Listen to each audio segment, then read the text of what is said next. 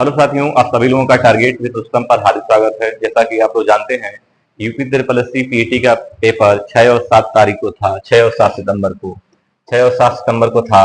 और ऐसा कहा जा रहा है कि 6 और 7 सितंबर का जो पेपर हुआ, 2025 का जो पेट हुआ है, उसके थ्रू लगभग 40,000 भर्तियां होंगी। 40,000 भर्तियां आने वाली हैं। इसमें से सबसे इम्पोर्टेंट है लेखपाल का। लेखपाल हो गया, जूनियर असिस्टेंट हो गया, बीडीओ हो गया, और बीपीओ हो गया, बीपीओ, और एक आएगा आपका लोअर पीसीएस का। लोअर पीसीएस का मेरे साथ ही ये जितने भी एग्जाम है, चाहे यूपी ट्रिपल एस पेट के द्वारा जितना भी एग्जाम होता है, उसमें यूपी स्पेशल का भी क्वेश्चन पूछे जाते हैं। यूपी स्पेशल का, ठीक है, यूपी स्पेशल का। उसके बाद से आपका यूपीएसआई अलग से आने वाला है, अलाइन हो चुका है इसका, और यूपीपी का भी पेपर वैकेंसी आने वाली है। तो इस जितने भी एग्जाम है उसमें यूपी स्पेशल का भी वेटेज है। आज हम शुरू करते हैं यूपी स्पेशल सिलेबस के बारे में, और आज से इस चैनल पर आपको यूपी स्पेशल पढ़ने को मिलेगा। तो अगर आप यूपी का कोई भी एग्जाम का तैयारी करना चाहते हैं या करते हैं तो मेरे चैनल को सब्सक्राइब कीजिए। आइए चलते हैं अपने टॉपिक पर।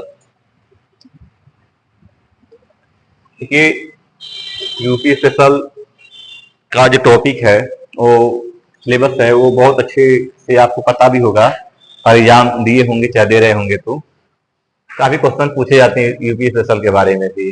तो आइए चलते हैं, चर्चा करते हैं। तो देखिए, दिया है कि उत्तर प्रदेश का इतिहास वाले हम लोग पढ़ेंगे। उत्तर प्रदेश के इतिहास के बारे में कि उत्तर प्रदेश का प्राचीन इतिहास में क्या योगदान है, मध्यकालीन इतिहास में क्या योगदान है, और आधुनिक इतिहास में क्या योगदान है। ऐसे आपसे क्वेश्चन पूछा जाए कि जो 16 महाजनपद थे उसमें कितने महाजनपद उत्तर प्रदेश में थे, तो क्या आंसर बनेगा इसका? तो 8 महाजनपद उत्तर प्रदेश में थे, ऐसा पढ़ा जाएगा।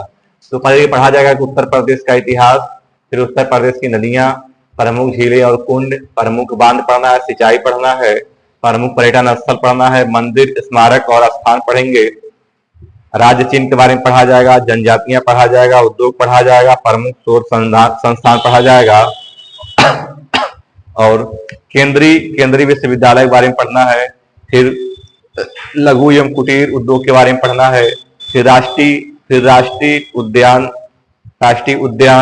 टाइगर रिजर्व, वन्य जीव, पक्षी अभ्यारण्य और पार्क के बारे में पढ़ेंगे। फिर वन के बारे में पढ़ना है, सब्जियां एवं फल के बारे में पढ़ेंगे, फिर मिट्टी एवं खनिज के बारे में पढ़ा जाएगा। तो लगभग 30 क्लासें लगेंगी। 30 क्लास में ये सब टॉपिक खत्म हो जाएगा। उसके बाद से देखिए, परिवहन पढ़ा जाएगा, उत्तर प्रदेश के जलवायु के बारे में, परिवहन एवं संचार के बारे में, प्रमुख हवाई अड्डे के बारे में, कला एवं संस्कृति के बारे में, उत्तर प्रदेश के मुख्यमंत्रियों की सूची के बारे में, कौन पहले थे, पहले मुख्यमंत्री महिला कौन थी, पुरुष कौन थे, प्रमुख व्यक्तित्व के बारे में, पत्र पत्रिकाएं के बारे में, ऊर्जा संसाधन योजनाएं, वन डिस्ट्रिक्ट वन प्रोडक्ट के बारे में भी क्वेश्चन बनता है और हमेशा पूछा गया है, तो इसके बारे में भी पढ़ा जाएगा। फिर आता है राजनीतिक एवं प्रशासनिक ढांचा के बारे में पढ़ा जाएगा, राजनीतिक एवं प्रशासनिक ढांचा के बारे में, और जनगणना 2011 के बारे में पढ़ा जाएगा। तो आप भी लोग कमर कस लीजिए। डेली आपको एक वीडियो मिलेगा जो यूपी स्पेशल से संबंधित होगा, और आप लोग उसका अच्छे से नोट बनाइएगा, और पीडीएफ हमारे Telegram channel target with Rustam पर मिल जाएगा। ठीक है, तो आइए चलते हैं अपने टॉपिक पर। तो आज का टॉपिक है उत्तर प्रदेश का इतिहास। उत्तर प्रदेश का इतिहास आज का टॉपिक हमारा है, उत्तर प्रदेश का इतिहास। समझ गए? तो चलिए शुरुआत करते हैं उत्तर प्रदेश के इतिहास के बारे में।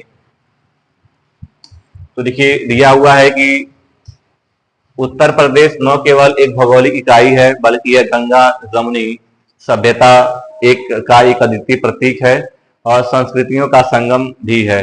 इसका इतिहास लगभग 4000 वर्ष पुराना है। अपने जो उत्तर प्रदेश है, इसका जो इतिहास है वो 4000 वर्ष पुराना है। यह प्राचीन भारतीय सभ्यता के इतिहास का एक महत्वपूर्ण हिस्सा रहा है, जहां दुनिया के सबसे प्राचीन शहर नदियों किनारे विकसित हुए हैं। ठीक है, फिर आता है प्राचीन काल के बारे में। तो उत्तर प्रदेश का इतिहास मानव सभ्यता जितना ही पुराना है, जितना मानव की सभ्यता पुराना है, उतना ही उत्तर प्रदेश का इतिहास पुराना है। फिर क्या, गंगा के मैदानों पर स्थित यह क्षेत्र प्राचीन काल में मध्य देश या मध्य देश के नाम से जाना जाता था।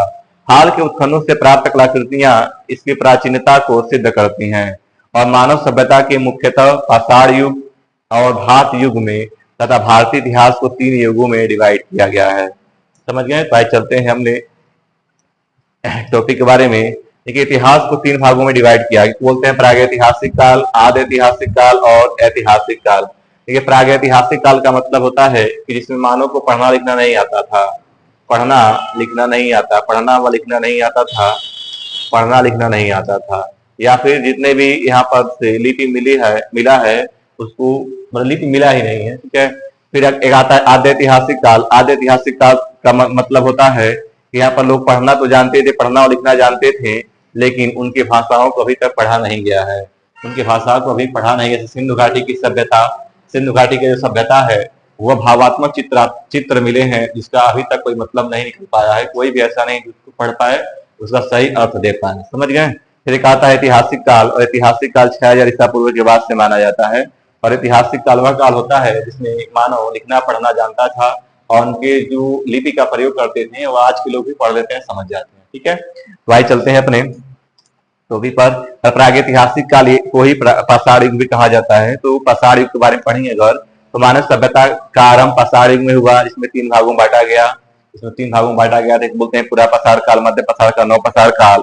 तो देखिए पूरा पाषाण काल के लिए पूछेगा तो पूछेगा कि मानव जंगली स्वभाव का था, मानव जंगल में रहता था, पशु को मारना और खाना, कच्चे मांस का सेवन करता था, और गुफाओं या नदियों किनारे रहता था।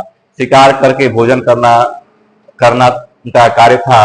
और प्रमुख जो स्थल है, यानी क्वेश्चन आपसे पूछेगा कि पूरा पाषाण युग का प्राचीन स्थल उत्तर प्रदेश के किस जगह पर प्राप्त हुआ है, तो बेलन घाटी सोनभद्र में, बेलन घाटी सोनभद्र में, सिंगरौली घाटी और वाराणसी के चकिया नामक गांव से मिला हुआ है पाषाण युग का साक्ष्य।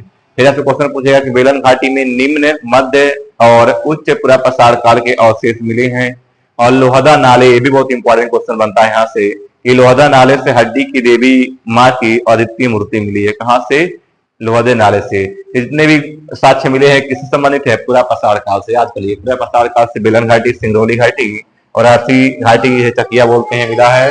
और लोहदा नाले से हड्डी की देवी माँ की अद्वितीय मूर्ति मिली है, ठीक है। उसको आते हैं हम लोग मध्य पाषाण युग में। तो देखिए मध्य पाषाण युग में देखेंगे प्रमुख स्थल इसका सराय नाहर, ये भी बहुत इंपॉर्टेंट क्वेश्चन पूछता है। सराय नाहर और महदाहा या दमदमा चौपानी मांडव प्रतापगढ़ में है। यहाँ से मध्य पाषाण युग से संबंधित साक्ष्य प्राप्त हुए हैं।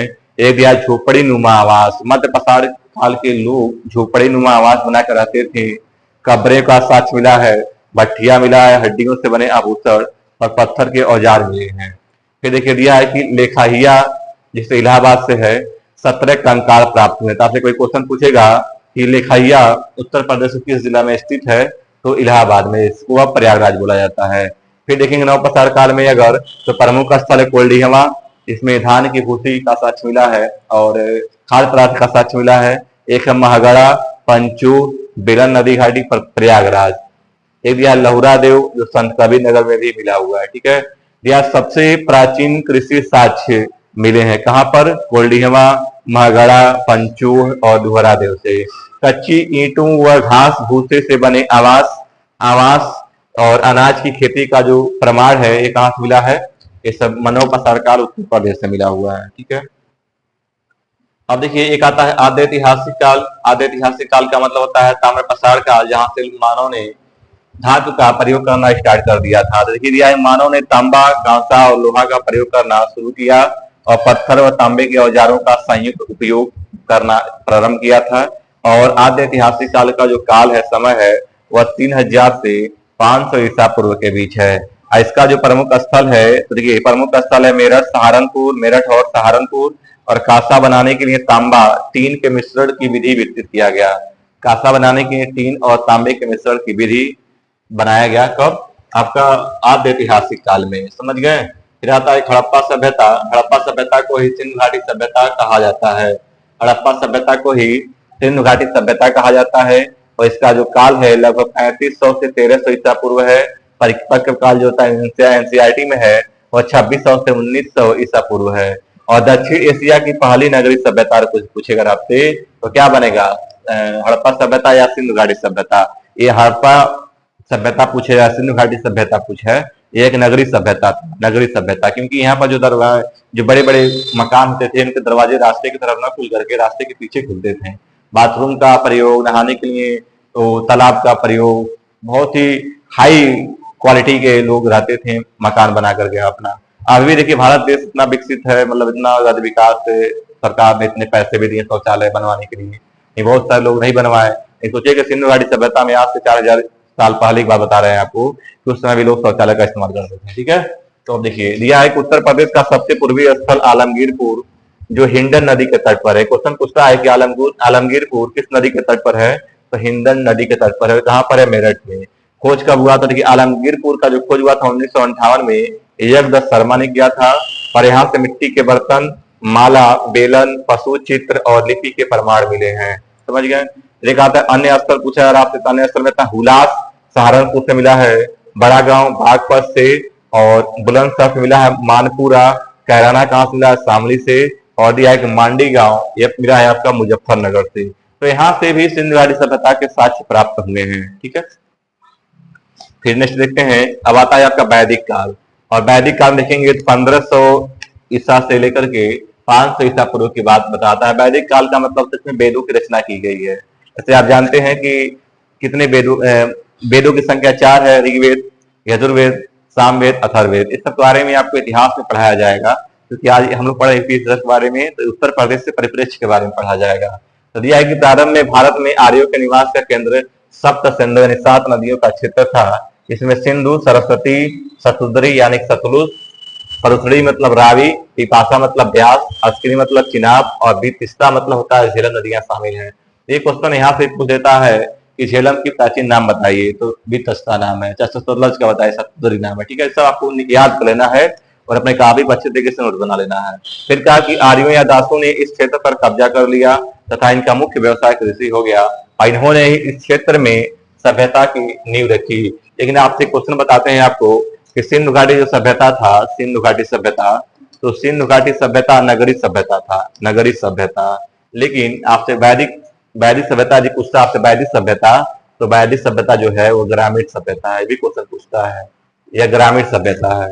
फिर दिया है कि यह आर्यों के निवास के दौरान ही था, और मतलब ये महाभारत, रामायण, ब्राह्मण और पुराण जैसे महाकाव्यों की जो रचना हुआ था वो वैदिक काल में हुआ था। ठीक है, अच्छा आपसे क्वेश्चन पूछा जाए कि महाभारत की रचना कौन किया था, कमेंट में आप कमेंट कीजिएगा कमेंट बॉक्स में, और रामायण की रचना कौन किया था। उत्तर वैदिक काल में आर्य पंजाब से गंगा, यमुना, दोआब, हिमालय, विंध्याचल और उसके आसपास के क्षेत्रों तक फैल गए, जिसे वैदिक साहित्य में मध्य देश कहा जाता है। तो उत्तर प्रदेश का जो वैदिक काल में पूछे कि वैदिक काल में क्या नाम था उत्तर प्रदेश का, उत्तर प्रदेश का वैदिक काल में नाम था मध्य देश। समझ गए। चलिए आपको आगे पढ़ते हैं हम लोग। फिर कहा है कि वर्तमान में उत्तर प्रदेश में कुरु, पंचाल और काशी बनारसी के राज्य क्षेत्र में आते हैं, और कुरु राज्य जो है वह मेरठ से दिल्ली और हरियाणा तक फैला हुआ था, पहले बता रहे। ठीक है, इसकी प्रारंभिक राजधानी आसंदीवत थी, इसे हसितनापुर के नाम से भी बेहतर नाम से जाना जाता है, हसितनापुर के नाम से जाना जाता है। ठीक, फिर दिया पांचाल राज्य। पांचाल राज्य के बारे में देखेंगे, पांचाल राज्य के बारे में, तो पांचाल राज्य के बारे में देखेंगे तो गंगा के मैदान पर कानपुर से वाराणसी तक फैला हुआ था। वर्तमान में बदायूं, बरेली, फर्रुखाबाद इसमें शामिल थे, और पांचाल की राजधानी कामपिल्ड था, कामपिल्ड। इसका वर्तमान नाम फर्रुखाबाद के पास था। ठीक है, फर्रुखाबाद के आसपास है। तो आपसे कभी क्वेश्चन पूछे और आपसे कि पांचाल राज्य की राजधानी कहाँ पर है, तो हो जाएगा कामपिल्ड। फिर क्वेश्चन पूछेगा काशी राज्य वर्तमान में वाराणसी क्षेत्र में स्थित है, और महाजनपद काल के बारे में देखेंगे। क्वेश्चन पूछता है उत्तर प्रदेश में कुल कितने महाजनपद हैं, तो उत्तर प्रदेश में देखिए पूरे जो महाजनपद काल था प्राचीन इतिहास में, तो 16 महाजनपदों में डिवाइड था।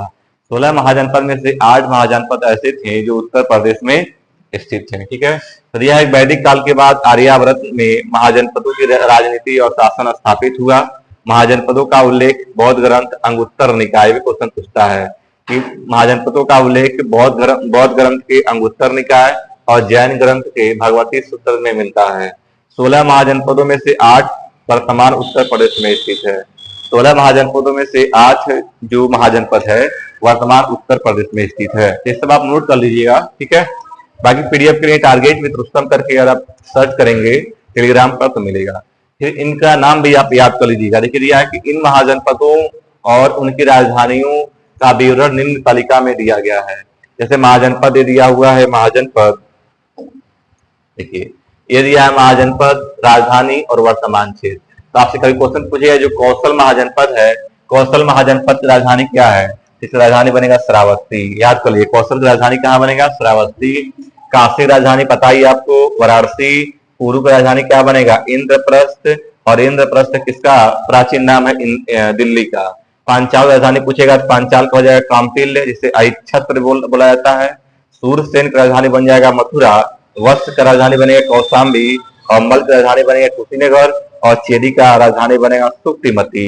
देखिए, अगर यूपी पीसीएस लोअर पीसीएस की तैयारी कर रहे हैं अभी, या फिर यूपी पीसीएस तैयारी करते हैं, तो वहां पर आपको 4 क्वेश्चन दे देगा एक ही में का रहेगा, इनमें से कौन मिलान नहीं है, सही मिलान नहीं है, या फिर इनका मिलान करने के लिए देगा। समझ गए? तो आपको ये सब याद कर लेना है, और ऐसे याद कर लेना है कि इसको आप एकदम रट लीजिएगा।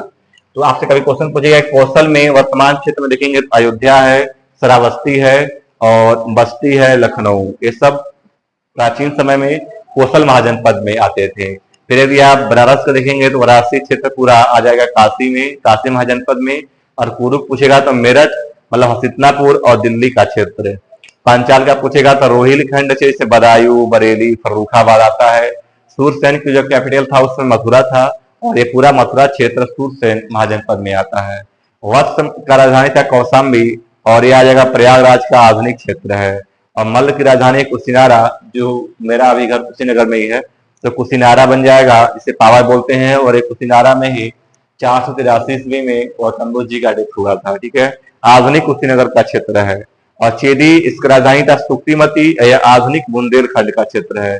ये बहुत ही इंपॉर्टेंट क्वेश्चन पूछा जाता है आपसे कि महाजनपद काल 16 महाजनपदों में से कितने महाजनपद ऐसे हैं जो उत्तर प्रदेश में स्थित हैं?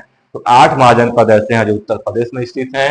पहला है कौशल, काशी, कुरु, पंचाल, सूरसेन, वत्स, मल, चेदी। कौशल की राजधानी है श्रावस्ती, काशी का है वाराणसी, कुरु का है इंद्रप्रस्थ, पंचाल का है काम्पिल या अहिच्छत्र, सूरसेन का है मथुरा, वत्स का है कौशाम्बी, मल का है कुशीनगर, कुशीनारा या फिर पावा, चेदी का है सुक्तिमती। समझ गए? तो आप इसको याद कर लीजिएगा, बहुत ही इंपॉर्टेंट क्वेश्चन है। फिर देखेंगे अगर आपकी गणराज्य के बारे में देखेंगे, गणराज्य कितने ऐसे महाजनपद थे जो उत्तर प्रदेश में स्थित है और गणराज्य थे। तो देखिए, रिया के 6ठी शताब्दी ईसा पूर्व में वर्तमान उत्तर प्रदेश में 7 गणराज्य थे, 7 गणराज्य, जिसमें ये साक्य, कोली, मोरी, कुशीनगर के मल, पावा के मल, मग एवं कलाम थे। इन गणराज्यों में शासन लोकतांत्रिक सिद्धांतों पर होता था, यानी कि जो राजा होगा वंशानुगत नहीं होते थे, बल्कि उनका चुनाव होता था। जनता जिसे चाहे राजा बना दे, जिसे चाहे धरती से हटा दे। समझ गए? इसे बोलते हैं हम लोग डेमोक्रेटिक या फिर लोकतांत्रिक सिद्धांतों पर। बौद्ध धर्म और जैन धर्म के बारे में पढ़ लीजिए कि बौद्ध धर्म और जैन धर्म का क्या रोल है उत्तर प्रदेश में। तो इसको भी जान लीजिए कि उत्तर प्रदेश के 8 महाजनपद बौद्ध धर्म और जैन धर्म के प्रचार प्रसार में महत्वपूर्ण स्थान रखते हैं। गौतम बुद्ध जी का जन्म शाक्य गणराज्य में हुआ था, जो कोसल जनपद के अंतर्गत आता था। ये भी क्वेश्चन पूछता है, ध्यान समझिए, जो कोसल जनपद के अंतर्गत आता था। इनके पिता सुद्धोधन शाक्यों के प्रमुख थे। बुद्ध ने अपना पहला उपदेश सारनाथ यानी कि ऋषिपट्टनम में दिया था। एक क्वेश्चन पूछता है कि बुद्ध ने अपना पहला उपदेश कहाँ दिया था? सारनाथ। और सारनाथ का जो प्राचीन नाम है उसे बोलते हैं ऋषिपट्टनम। क्या बोलते हैं उसको? ऋषिपट्टनम में। ऋषिपट्टनम में मृगदाव या हिरन वन में दिया, जिसे धर्म चक्र प्रवर्तन कहते हैं। और यहीं से बौद्ध धर्म का प्रचार प्रसार होना शुरू हो गया था। समझ गए? फिर देखिए, बौद्ध बुद्ध का जो महापरिनिर्वाण भी कहाँ पर हुआ है? कुशीनगर में हुआ, उत्तर प्रदेश में। तब बुद्ध का महापरिनिर्वाण, उनके नश्वर संसार से प्रस्थान 483 ईसा पूर्व में 80 वर्ष की आयु में कुशीनगर में हिरण्यवती, ये भी इंपॉर्टेंट क्वेश्चन है, हिरण्यवती नदी के तट पर हुआ था। हिरण्यवती नदी के तट पर हुआ था। और जैन धर्म के जो संस्थापक पारित तीर्थंकर थे, उनका नाम था ऋषभदेव। और इनका जन्म पूछता है, इनका जन्म अयोध्या के सूर्य वंश में हुआ था। अयोध्या के सूर्य वंश में हुआ था। किनका जन्म? उनको ऋषभदेव का। ठीक है। और 23वें तीर्थंकर पार्श्वनाथ काशी के नाग वंश के राजा अश्वसेन के पुत्र थे। ध्यान समझिएगा, 23वें तीर्थंकर पार्श्वनाथ काशी के नाग वंश के राजा अश्वसेन के पुत्र थे।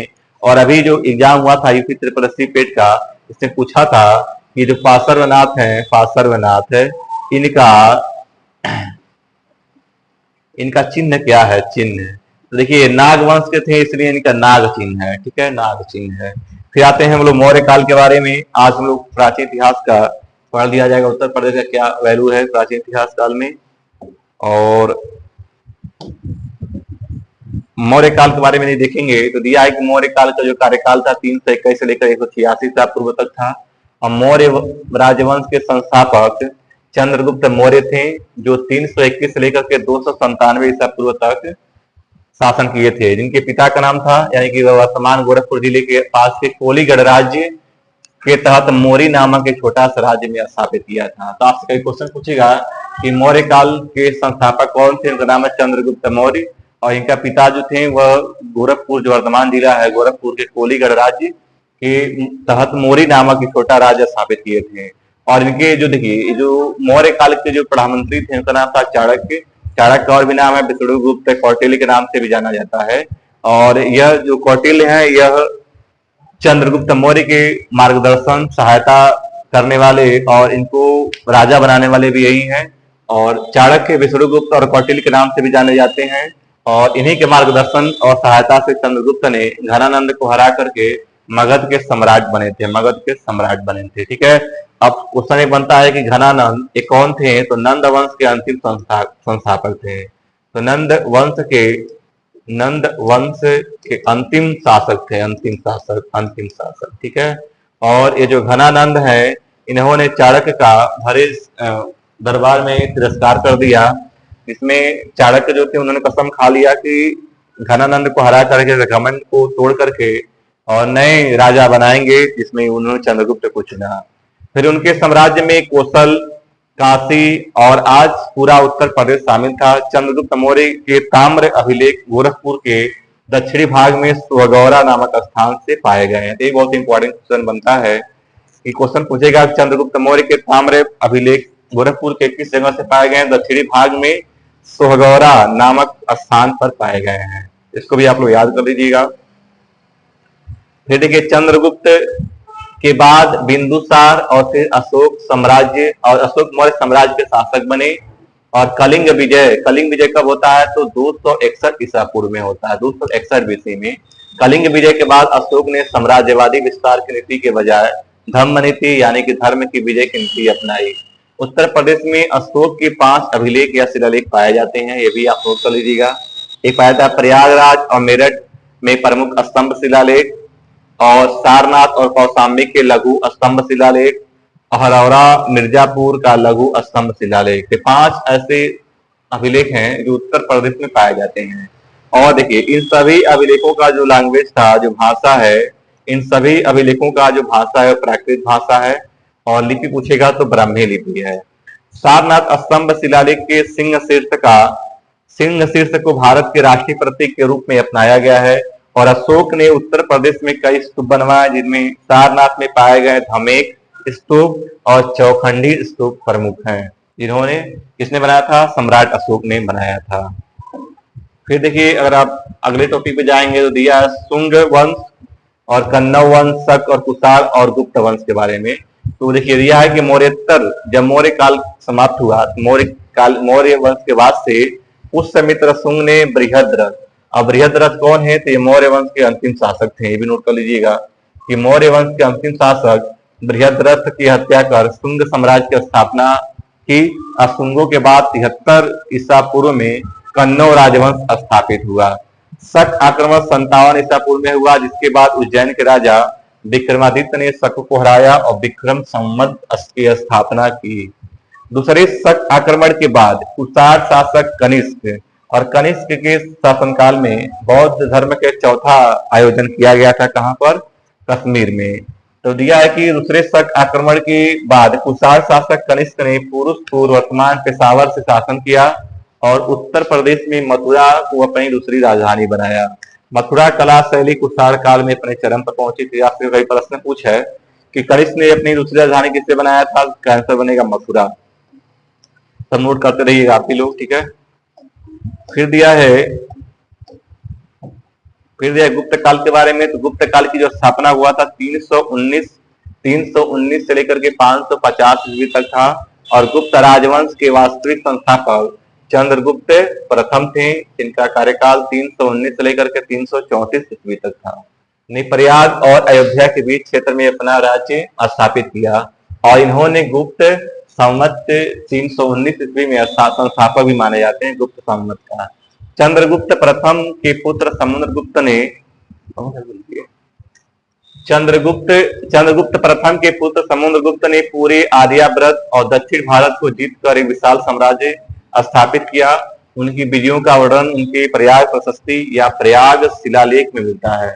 अब ब्रिटिश इतिहासकार विसेंट स्मिथ ने समुद्रगुप्त को भारत का नेपोलियन कहा था। ये भी याद कर लीजिए, क्वेश्चन पूछता है कि किसे भारत का नेपोलियन कहा जाता है, तो नाम है समुद्रगुप्त। समुद्रगुप्त के पुत्र चंद्रगुप्त द्वितीय थे, जिनका कार्यकाल 375 से लेकर के 415 ईस्वी तक था। भारत में सख्त शासन समाप्त किया और विक्रमादित्य की उपाधि धारण किया था। और साहित्य, विज्ञान, ज्योतिष, खगोल विज्ञान, गणित और कला में जबरदस्त प्रगति के कारण उनके काल को स्वर्ण युग भी कहा जाता है। ये प्रश्न पूछता है कि किसके काल को स्वर्ण युग कहा जाता है, विक्रमादित्य की उपाधि धारण किया था। कौन किया था? चंद्रगुप्त द्वितीय ने।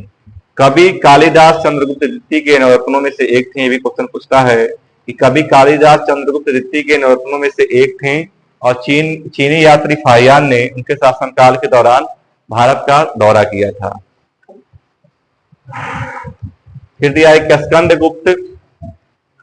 स्कंदगुप्त के भीतरी स्तंभ शिलालेख। क्वेश्चन पूछता है, भी नोट कर लीजिएगा कि स्कंदगुप्त के भीतरी स्तंभ शिलालेख गाजीपुर जिले में पहले हूण आक्रमण और सम्राट स्कंदगुप्त द्वारा उनकी हार का उल्लेख करता है। तो बहुत ही इंपॉर्टेंट, इसको लिख लीजिएगा। ठीक है। फिर दिया है गुप्त काल में पिरामिड के आकार के गुंबदों वाले मंदिर बड़े पैमाने पर बनने लगे। देवगढ़ भी क्वेश्चन पूछता है, देवगढ़ ललितपुर में दशावतार मंदिर इसका एक उत्कृष्ट उदाहरण है। और कानपुर में भीतरगांव मंदिर जो पूरी तरह ईंटों से बना है, इसी काल का है, जो कई बार क्वेश्चन पूछता है।